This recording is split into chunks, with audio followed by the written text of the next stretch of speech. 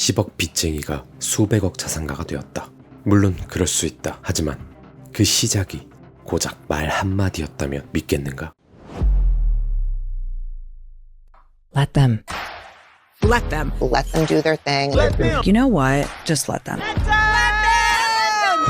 I needed this. Let them.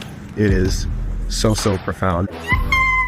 Remind yourself to let them. All the haters, we're gonna let them. If someone says something mean about you behind your back, let them. Let them do that. Let them say that. Let them do it, let them show up, let them not do it, let them not show up. Let them learn from life, from their own choices. It works. Let them think what they want about you. The answer to the fear is let them. I'm excited. This book will change your life. So let them and take your power back. After reading this book, all I have to say is let them. Let them. Let them. Let them. Let them. 10분 안에 책 한 권. 안녕하세요, 장독대입니다. 먼저 한 여성의 이야기로 시작하겠습니다. 41살이 되던 해, 나는 11억이 넘는 빚을 지고 있었고 실직 상태였으며 남편이 운영하는 식당이 무너져가는 걸 지켜보고 있었다. 빚을 해결할 수 있다는 희망도 없었고 정말이지 인생에서 실패한 느낌이었다. 그러면서도 아침잠은 많았고 저녁이면 술을 마셨다. 타인을 비난하며 내가 져야 할 책임을 회피했고 모든 일을 최대한 미루며 앞으로 나아가기를 회피했다. 매일 아침 일어날 때마다 불안감이 혈관 속을 타고 흘렀다. 아이러니한 건 사실 나는 내가 무엇을 해야 하는지 정확히 알고 있었다. 그럼에도 하지 않았다. 자신을 방치하던 컨디션을 되찾고 건강한 습관을 만드는 것은 고되다. 온종일 일하고 집에 돌아와 아이를 보는 일은 고되다. 매일 밤 어떻게 하면 더 많은 돈을 벌 수 있을지 고민하는 일은 매력적이지 않다. 그리고 이 모든 일이 경제적 위기에 놓인 상황이라면 더 고통스럽다. 그러던 어느 날 이상한 일이 벌어졌다. 내가 변하고 있었다. 너무 단순해서 멍청하다고 느낄 정도였다. 5, 4, 3, 2, 1 숫자를 세고 침대에서 일어났다. 그냥 그렇게 했다. 내가 얼마나 피곤한지, 얼마나 많은 문제를 지고 있는지 그저 뇌가 나를 설득하기 전에 몸을 움직였다. 모든 일에 숫자를 붙여 아무런 변명 없이 시작했다. 숫자를 거꾸로 세려면 집중력이 필요하고 자동으로 생각하던 습관에서 벗어나기 때문에 앞으로 나아갈 자극을 준다고 했던가. 피곤함과 문제 목록이 뇌에서 변명으로 번지기 전에 행동을 시작한 것이다. 하루하루 한 걸음씩 삶과 커리어를 제자리로 돌려놓았다.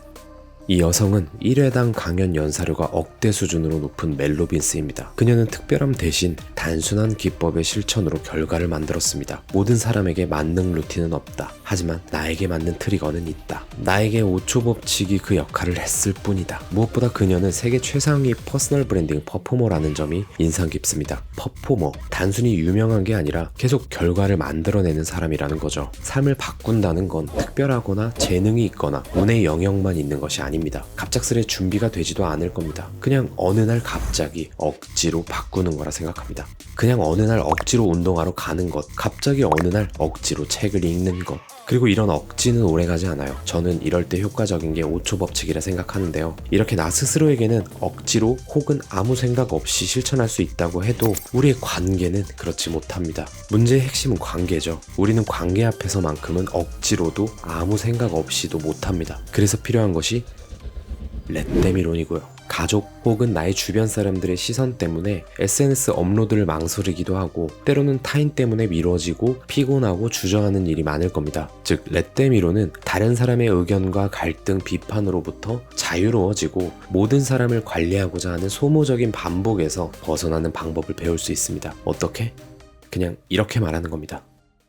Let them. 내가 통제할 수 없는 것들에 묶이지 않는 거죠. 그러니까 내 힘을 다른 사람에게 내주지 않습니다. 그 대신 나의 꿈, 목표, 행복 등 나를 최우선으로 하는 삶을 만드는 방법입니다. 그러나 이 렛데미로는 여러분의 삶만 단독으로 바꾸지 않고 주변 모든 사람의 삶까지도 완전히 바꾼다는 게 핵심입니다. 내가 내린 결정에 감놔라 배놔라 하는 친구들을 내버려 두자. 내가 새로운 도전을 하는 것에 걱정하는 부모님을 내버려 두자. 직장에서 동료의 기분이 좋지 않은 것도 내버려 두자. 그냥 관계를 끊고 싶은 거 아니야? 간단한 방법처럼 들리고 실제로도 간단합니다. 제 개인적인 하루로 예를 들어 볼게요. 행복한 시간을 보낼 생각에 아침부터 들떠 있었습니다. 그날따라 쉬는 날 거래처 연락이 많이 오더라고요. 조금 예민해져 있었는데 모처럼 아내와 데이트할 생각에 대수롭지 않게 넘겼습니다. 그런데 집안에 할 일이 유난히 또 많은 거예요. 어쩌겠어요. 열심히 집안일을 했죠. 갑자기 아내가 개인 운동을 하러 나가는 거예요. 영락 없이 아이를 보면서 기대와는 다른 하루가 시작됐죠. 그런데 그날따라 집 주차장에 유난히 자리가 없더라고요. 주변에 행사가 있었는지 불법 주차 차량이 많았습니다. 이미 어디를 가기에 늦은 상황에서 운동을 마치고 온 아내의 준비를 또 기다리랴 막히는 도로에서 짜증은 한층 더해져만 갔죠. 지금 생각해보면 그렇게 중요하지 않은 일에 너무 신경이 날카로워져서 사랑하는 사람과 함께하는 짧은 순간을 망쳐버렸다는 생각이 들더라고요. 근데 그게 아내가 운동을 가서였을까요? 아니면 불법 주차 차량 때문이었을까요? 집안에 할 일이 많아서였을까요? 순탄하지 않은 휴무, 연락, 집안일, 주차 대란, 틀어진 계획 그런 일이 있었기 때문이 아니라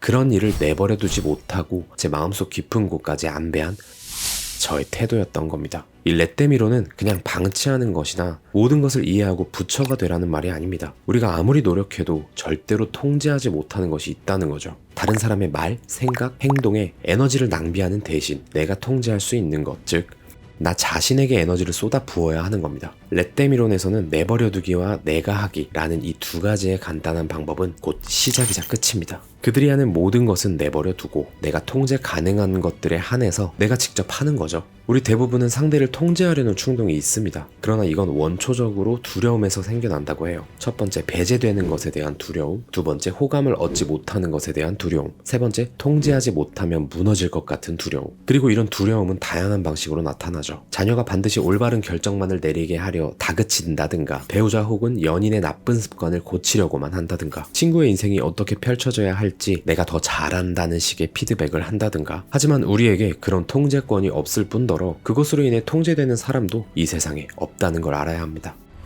그런 통제가 기분을 나아지게 하지도 않으며 오히려 정반대로 두려움은 더해지고 상대방의 상한 기분은 더 증폭되기까지 하니까요. 다시 말해 더 안 좋아진다는 건데 그 안 좋아지는 상황에 쓰이는 에너지가 엄청나게 크다는 겁니다. 그 큰 에너지를 나에게 써야 한다는 거고요. 포인트는 단순합니다. 사건이 아니라 반응이 결과를 만드는 거죠. 철학자 에픽테토스의 말처럼 중요한 것은 무슨 일이 일어나는가가 아니라 그 일에 어떻게 반응하는가다. 선물로 비유를 들어볼까요? 예컨대 상대방의 무례함은 여러분과 관계가 없습니다. 여러분이 반응하는 방식이 중요한 거죠. 상대방이 여러분에게 선물을 줍니다. 그런데 여러분은 그 선물이 싫어요. 안 받기로 합니다. 그럼 그 선물의 주인은 누구일까요? 그 사람이 샀으니까 그 사람 거겠죠? 욕설, 비난, 무례함 모두 마찬가지입니다. 그 사람이 나에게 줬고 제가 받지 않으면 그건 그 사람이 도로 가져가야 하니까요. 우리는 앞서 말했던 저의 사례처럼 말도 안 되는 사소한 일이 기분을 좌우하고 동기를 없애고 집중력을 빼앗습니다. 커피 한 잔을 사려는데 줄이 길게 늘어서 있고 평소 막히지 않던 길에 교통체증이 있고 공공장소에서 큰 소리로 침을 튀며 통화하는 사람, 가족들의 조언이 인신공격처럼 느껴지고 바쁜 길에서 앞사람의 걸음이 느린 것까지. 여러분은 이 모든 것을 통제할 수 없습니다. 오히려 여러분의 말, 생각, 행동에 집중하는 법을 배워야죠. 우리가 이렇게 내버려두기를 하면서도 다소 외로움을 느낄 수 있습니다. 그냥 모든 일들을 내버려두기 시작하니까 친목 모임과 친구들이 줄어든다고 느낄 수도 있거든요. 우리는 다른 사람을 탓하길 좋아하기 때문에 내버려두자 라고 말하면 기분이 좀 좋을지도 몰라요. 하지만 그것 자체가 이 이론의 목적이 아닙니다. 힘든 대화를 피하거나 인간관계에 벽을 치는 것 혹은 면허증 같은 게 아니라는 거죠. 외롭고 투명 인간이 된 기분을 느끼는 게 아니라 모든 관계에서 더 연결되고 충족된 느낌이 들어야 제대로 된 레떼미론이라는 거죠.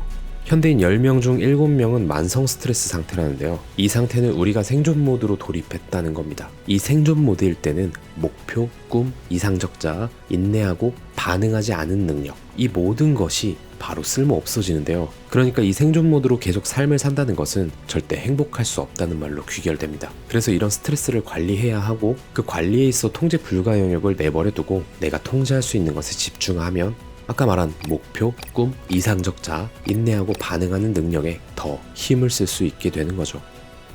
나에게 스트레스를 주는 사람이 없기를 바라서는 안 됩니다. 어떤 스트레스를 얼마나 오랫동안 받을지는 스스로 결정할 수 있어야 하는 겁니다. 여러분의 다음 행보는 스트레스가 아닙니다. 다음 행보는 행복이든 열정이든 무언가 생산적인 일로 이동을 해야 하거든요. 고작 그런 스트레스 하나에 스스로 바보가 되어서는 안 되겠죠.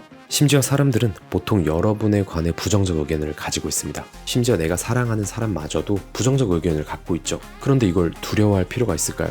그럴수록 여러분은 일을 미루게 되고 자신을 의심하게 될 뿐입니다. 그들이 원하는 대로 내버려 두자. 대신 내가 과감하고 당당하게 시작하자. 그들이 판단하도록 내버려 두자. 나는 시작한다. 그들이 반대하도록 내버려 두자. 나는 실행한다. 뒤에서 내 험담을 하도록 내버려 두자. 나는 성과를 쌓는다. 다른 사람의 의견을 여러분의 로드맵으로 삼을 필요가 없죠. 나아가 설득하는 데에 쓸 에너지를 오롯이 여러분에게만 쏟아붓는 겁니다. 행여 그런 사람들의 마음을 돌려놓고 나를 판단하지 않게, 나에게 찬성하게, 나에 대해 좋게 생각하게, 나를 험담하지 않도록 만든다고 해도 내가 통제하고 노력해봐야 그런 여러분은 곧 후회할 겁니다. 여러분이 뭘 하더라도 여러분에 관한 부정적인 의견은 무조건 있을 테니까요.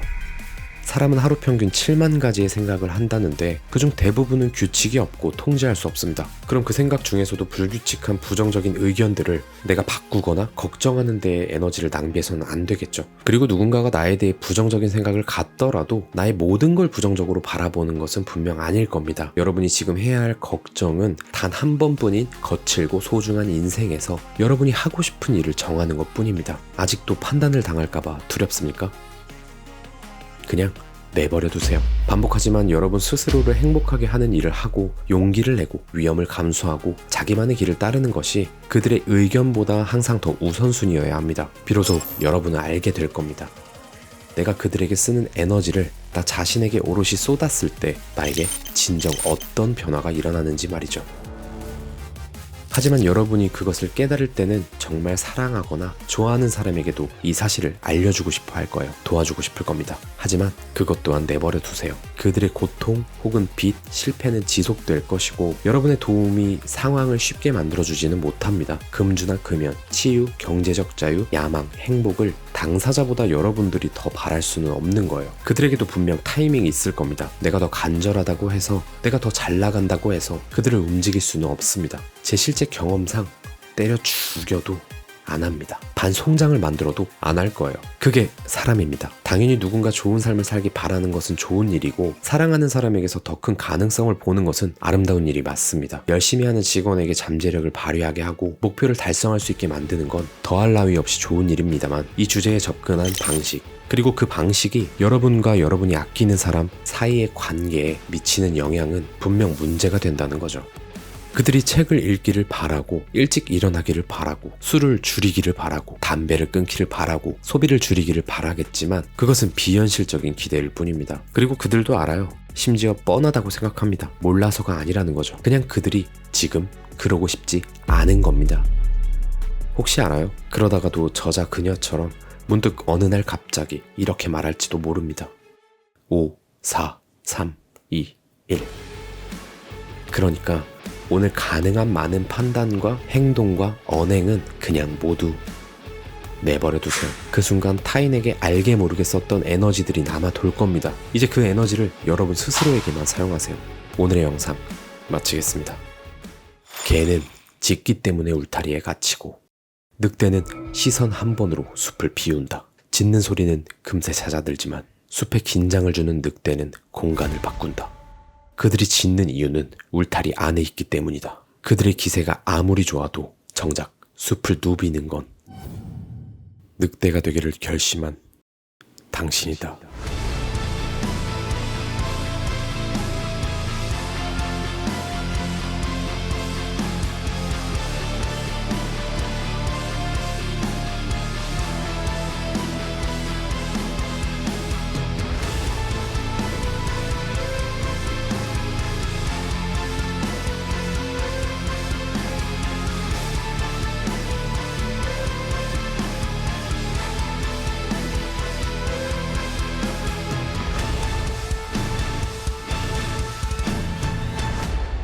Let them.